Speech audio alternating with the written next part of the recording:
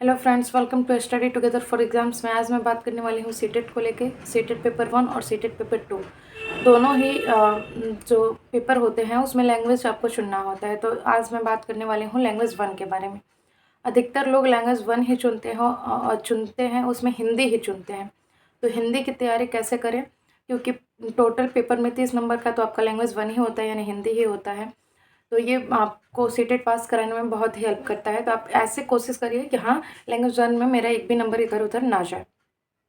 तो सबसे पहले हम लैंग्वेज को बांटते हैं, तो 2 पार्ट में इसको डिवाइड कर पाएंगे। पहला पार्ट होता है हमारा गद्यांश और पद्यांश का, जो 15 नंबर का होता है, और 15 नंबर का हमारा होता है सीटेट पेडागोजी, हिंदी पेडागोजी। तो ये दोनों पार्ट आप ऐसे डिवाइड कर सकते हो। और जो गद्यांश है और पद्यांश है उसको तैयारी आपको कैसे करनी है, तो जो गद्यांश और पद्यांश है उसकी तैयारी आपको पहले आपको पैसेज नहीं पढ़ना है, पहले आपको क्वेश्चन पढ़ना है कि क्वेश्चन आखिर पूछ क्या रहा है। जब आप क्वेश्चन देख लोगे कि हाँ क्वेश्चन में ये पूछ रहा है, उसके अकॉर्डिंग आप पैसेज को पढ़ोगे तो आप उसमें आंसर ढूंढने की कोशिश करोगे। तो इसीलिए सब पहले आप पैसेज पढ़ने की गलती ना करें। पैसेज बिल्कुल पहले ना पढ़ें, आप पहले क्वेश्चन पढ़ें कि हाँ क्वेश्चन पूछ क्या रहा है, उसके बाद आपको पैसेज में ढूंढना है। अगर आप ये जानना चाहते हैं कि गद्यांश और पद्यांश की तैयारी कैसे करें, तो हिमांशी मैम अपने चैनल पे डाली हैं गद्यांश और पद्यांश की तैयारी कैसे किया जाता है। उनका वीडियो आप लोग देख लीजिएगा, आपका बिल्कुल भी डाउट क्लियर हो जाएगा। और हाँ, गद्यांश और पद्यांश में बस आपको आंसर उसमें से ढूंढ के बस देना रहता है।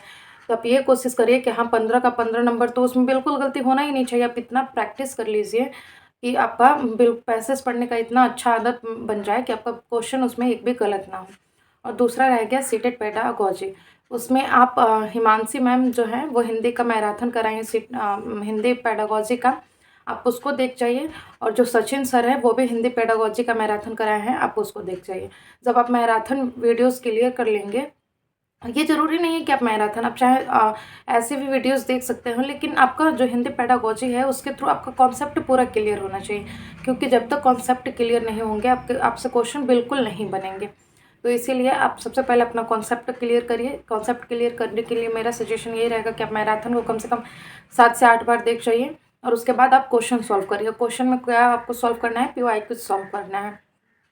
तो आप ऐसे हिंदी की तैयारी कर सकते हैं और ज़ोरों शोरों से अपनी तैयारी में लगे रहिए। अगर आप ऐसे तैयारी करते हैं तो हिंदी में पक्का है कि आपका 28 नंबर तो कैसे भी कैसे आ जाएगा।